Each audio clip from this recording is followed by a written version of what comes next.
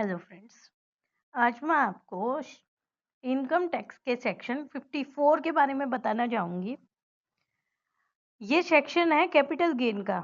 जब भी हम अपनी कोई house property, residential house property sell out करते हैं और उस पे जो कैपिटल गेन होता है उसके बारे में बताना चाहूँगी, उसके बारे में जानकारी देना चाहूँगी कि किस तरह से आप जो भी आपको कैपिटल गेन होता है उसकी डिडक्शन प्राप्त कर सकते हैं।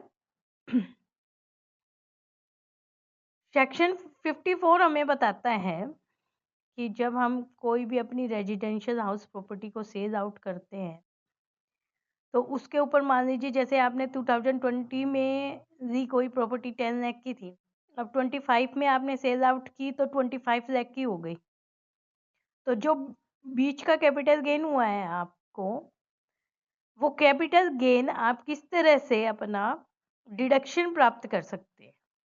तो देखिए, सबसे पहले A person wanted to shift his residential due to certain reason, hence he sold his old house. From the sale proceed, he purchased another house. In this case, the objective of seller was not to earn income by sale of house, but to acquire another suitable house. कई बार हम एक house को sell out करके दूसरा house खरीदते हैं। If in this case the seller was liable to pay income tax capital gain arising on sale of old house, then it would be a hardship on him. Section 54 gives relief from such a hardship. Section 54 relief to a taxpayer who sells his residential house and from the sale proceed he acquire another residential house.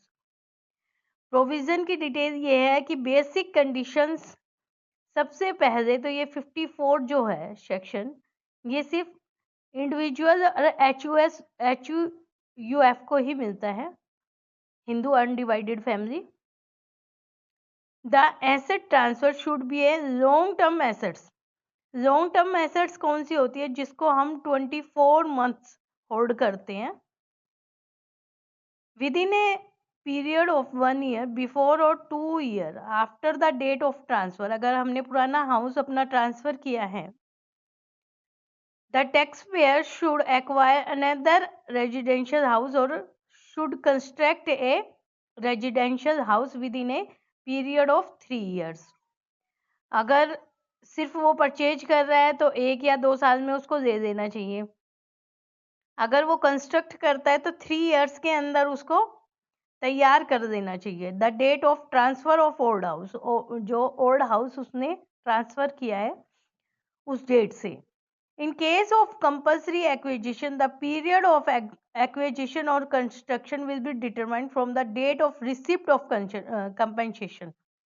जो compensation हमें मिला है, जो पैसा हमें मिला है old house को सेल आउट करके, उस डेट से लेकर ये दोनों कंडीशन लागू होंगी। उसके बाद क्या है? Exemption can be claimed only in respect of the one residential house. अगर मान लीजिए आप उस पैसे से 2 हाउस खरीदते हैं तो सिर्फ एक हाउस पर ही आपको वो डिडक्शन मिलेगी। If more than one house is purchased on construction, then exemption under section 54 will be available in respect of one house only.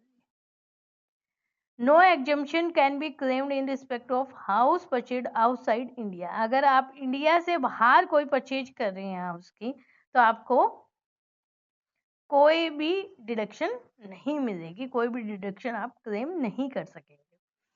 With effect from assessment year 2021-22, the Financial Act 2020 has amended Section 54 to extend the benefit of exemption in respect of investment made in 2 residential house property.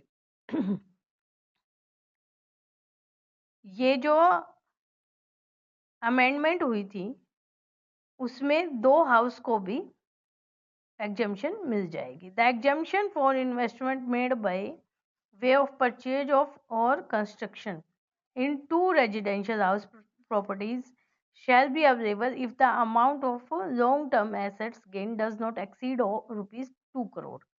इसमें भी एक condition लगा दी है कि अगर 2 करोड़ से ज़्यादा का पैसा नहीं है, 2 करोड़ से अमाउंट एक्सीड नहीं है, तो 2 हाउस प्रॉपर्टी पर भी ये एग्जम्पशन आपको मिल सकती है।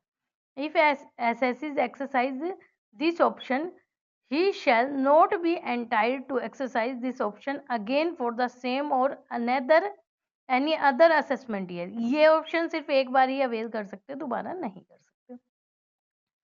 Further with effect from assessment year 2024-25, the Finance Act 2023 has restricted the maximum exemption to be allowed under section 54 in the case of new assets exceed rupees 10 crore.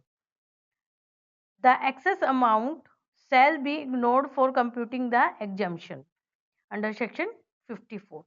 अब 2024 और 5 में जो फाइनेंशियल एक्ट 2023 से जो अमेंडमेंट हुई है, उसमें ये अमाउंट 10 करोड़ कर दिया है। 10 करोड़ से अगर एक्सीड करता है तो वो एग्जम्पशन लिमिट के अंदर नहीं आएगा। हम इसको एक एग्जांपल के तहत समझ सकते हैं। जैसे देखिए, mister Raja purchase a residential house in April 2016 और सोल्ड किया है उन्होंने अप्रैल 2025 को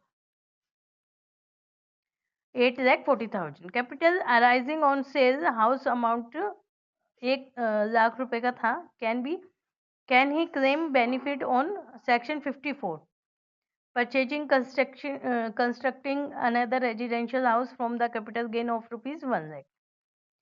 अब इसके अंदर ये क्या कह रहा है कि 1,00,000 रुपए का हमने हाउस परचेज किया था और 8,40,000 रुपए का हमने सोल्ड आउट किया अप्रैल 2024 को।